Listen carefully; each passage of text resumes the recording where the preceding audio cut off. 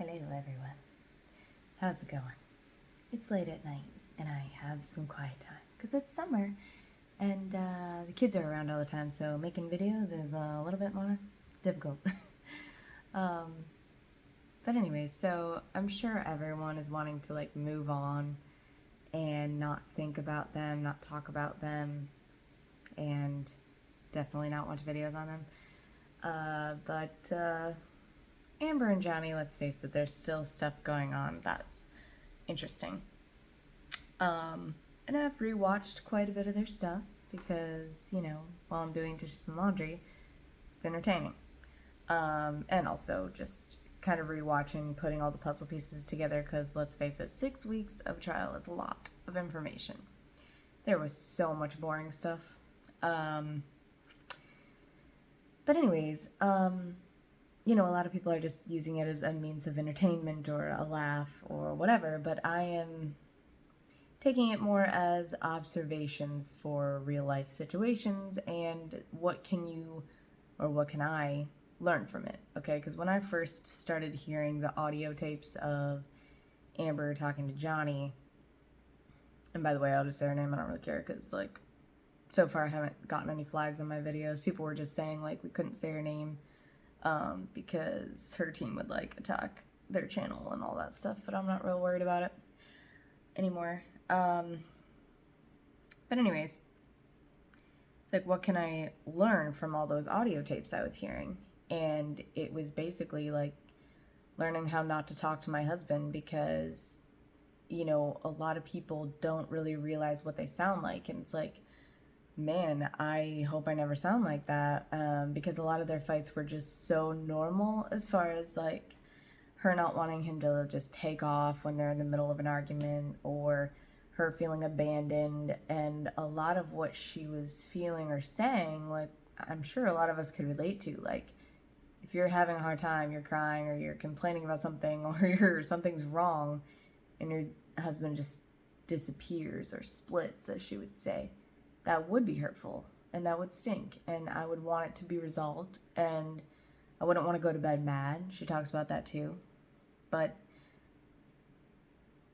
the tricky part is if you're just all out screaming at someone, hitting them, they have every right to leave. So anyways, that's all I was trying to do was hear their stories, hear both sides, and hear Johnny's side of what it felt like to be in a relationship with her, and then hear her side about what it felt like. Obviously, the problem with, taking them and learning from them is that one was obviously lying about a lot of stuff, but at the same time, we can definitely learn from that. We can be enlightened about people that are similar to her, because I'm sure a lot of us can relate to have known someone like her, and to kind of have someone in the back of your mind that you're yeah, I remember being manipulated by this person, or I remember seeing them lie right in front of me, or even maybe it wasn't quite a lie, but they would retell a story that you were present for. They retell it, and their version is just so different than yours. It's their perception is either just way off, or they like to add or take away certain details to make the story better or worse or whatever. So I just think you can learn a lot from this, and instead of putting artists and movie stars on such a pedestal, we can realize that they're just like us, and they have similar fights. They just have more getaways, and they have more expensive houses and cars, and where we might just be stuck in the same house and maybe can't even afford a hotel room, to get away from the other person. But yeah, it's all basically the same feelings and the same hurt and same cheating issues and same trust issues, same, yelling or not yelling. Do we talk it out or do we ignore it? Do we, push it under the rug? And so, yeah, it's just something to think about, really try to learn from them. And I just think it's really important to observe other people's relationships and take what you will from them. theirs was just so in-depth and exposed that we could get a lot from it. You know what I'm saying? Like, most relationships, you don't get to see that far in unless they're, you know, one of your girlfriends that are calling you every night telling you exactly what happens in their relationship every single night. Otherwise, you don't normally get to see that. So I just encourage everyone to learn from it. One thing I've definitely observed, though, that was interesting was the moment that Johnny's describing his finger injury and how she threw the bottle at him. And it's like kind of this dramatic scene of, and not in a mean way, but he's describing it, you know, and it's intense or whatever. And he's describing, and it hits the tip of his finger, and he's like, I didn't feel pain, I felt heat. And he says that, you know, and he doesn't say it over and over and over again. Like, I didn't feel pain every time she hurts him. It was just in that instance, it's like, I didn't feel the pain, I felt heat and the blood like dripping down. And then he went into some sort of shock, he said, or mental breakdown, is I think another way he described it, which makes total sense. And some of the other things he says while he's describing being hurt, you hear later that Amber's describing her being hurt in that way. And it's very strange to me because it's like she takes his couple of sentences that he's describing a very serious moment, and she re-says those similar things in a lot of different instances of her getting hurt. Because she says it about, like, getting hit for the first time on the couch, you know, where they're sitting next to each other on the couch, but nope, I'm on the edge of the couch, and then I lose my balance, and then I'm staring at the carpet. She's like, I didn't feel pain, I was just embarrassed. And she says it on the plane, I didn't feel pain, I was just so embarrassed that he could kick me in front of, you know, his team or whatever. And then she says a lot of times that she's just still, she's just quiet, she's just staring at him, and he's like punching her in the back of the head like countless times, and I didn't feel pain. And she just says that often, and I just think, like, does anyone know why she would say that other than trying to maybe copy him? Because we all know she was copying, or at least it appeared that she would copy the way he dressed. And it just seemed like there was definitely some key things that he would say that then she would repeat in her testimony later, which is it's not abnormal for couples. If they've been together for a long time or even a short amount of time, they copy each other's phrases or cultural things, like they will copy, because that happens to everybody. Like, I have phrases that I say all the time, but now my husband says, or he says stuff, and even to silly dad jokes, I try to do one first because I know it's coming. So that's not unusual. It's just very unusual to talk about trauma and use the exact same words that Johnny did, and it's just strange. And all I'm trying to do by bringing that up is to watch people, you know, like watch the people that you're with or that you're planning on being with for a long time. If you're looking for partners right now, watch and see maybe how much they're trying to copy you, or how much they're trying to maybe even diminish things that have happened to you and make it seem like it's worse for them. Because, I mean, that's basically what she's done. Is when she was telling a lot of her injury stories, it really sounded like she was just role reversing. Like, their stories sounded very different, but it was like, I'm imagining, because of the audios and how it went and how aggressive she was and how much she admitted to starting physical fights or trying to stop him from leaving. It's like when she's telling a story about what's happening, it's almost like she's saying it in reverse. Like, this is actually what she was doing to Johnny, but she claims that he was doing it to her. And that is why a lot of times when she says, I didn't feel pain, oh, I didn't feel it. I didn't feel pain. I was just embarrassed. I was humiliated. Or, nobody said anything. Nobody did anything. Nobody helped me. They didn't come when I screamed for help. It's possible because nobody saw anything. Nobody heard anything except for her screaming at him, not screaming for help. And the fact that she didn't feel anything ever, she only claims to have felt pain once by him headbutting her in the nose. And that, according to him, was just an accident, like trying to restrain her from hitting him over and over again. Which is reasonable. If you got a grown, blank woman assaulting you over and over again, like, what's a guy to do? I'm totally okay with him restraining her and trying to calm her the heck down. Like, do you need a hug? Are you gonna be alright? Because that's basically what you'd have to do to a child. Like, I think he could have done a lot more to her, honestly. But yeah, it would be very telling if the only time she actually felt the pain was when he headbutted her on accident, which that could be a very true story, but it probably didn't bleed because he said it was like nail polish on the tissue. And that just makes me think, like, okay, well, she couldn't say that she felt the pain. She wouldn't know how to describe it if that actually didn't happen to her. So it's very interesting and crazy. It's absolutely crazy. It's crazy watching all that unfold and thinking, like, how low people can go. And I mean, we've all met people that lie. We've all met people that manipulate. And it's mind-blowing how far people will take things, or how far they'll take a lie, how much they'll turn things around on you and make you feel crazy, make you feel like you're the one that's wrong when you're like, dude, no, I swear to God, I'm doing everything I'm supposed to be doing. I'm doing the right thing. I'm making the right choices, and yet you're making me feel like I'm a terrible person, or I'm insane. And I definitely think that's what she was doing to him. And it's sad. It's really sad because obviously I want all victims to be able to come forward and all victims to be able to be believed, because a lot of it you can't prove and a lot of it you don't have evidence for.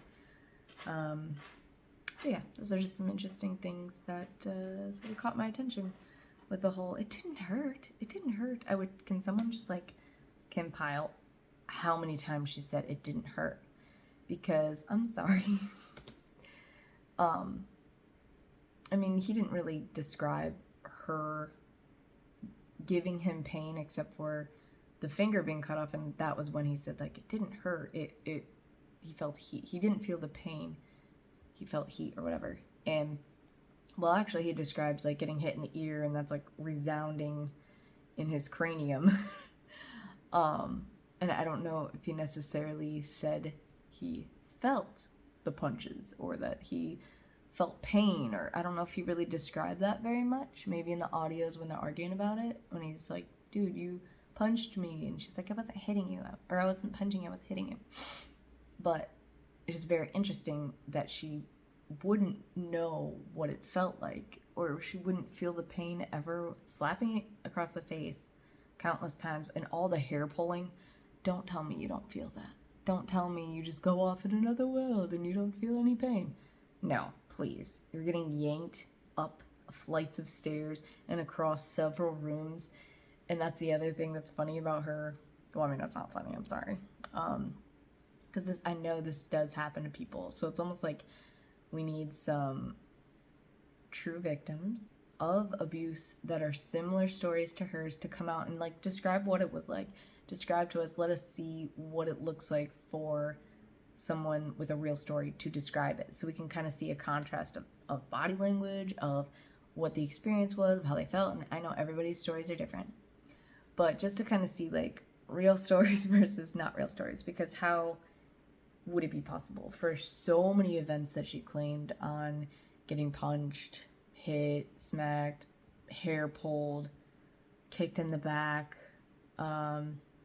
She describes all that stuff and repeated a lot that she didn't feel it, and that it all went still, and that she just stared at him. And that was her defense. I just stared at him. I didn't know what else to do. I just stared at him. I'm like, I know they were trying to go for the whole narrative of, like, she was a horse trainer and she was raised to fall off the horse and get back up and stare at it and be brave and not be the victim.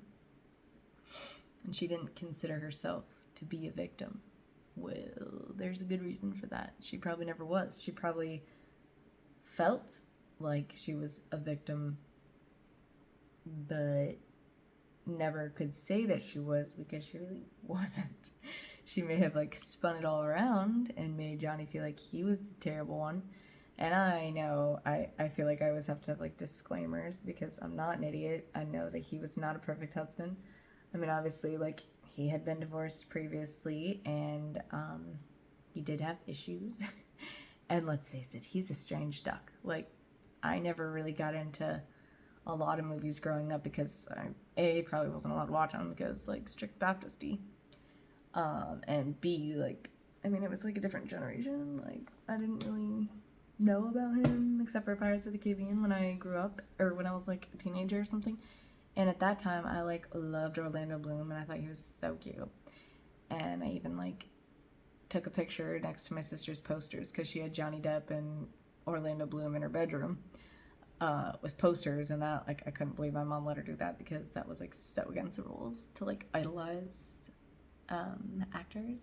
But I remember when I was like 15 or something, I took a picture next to Orlando Bloom on her poster and like pretended that I went and saw him somewhere.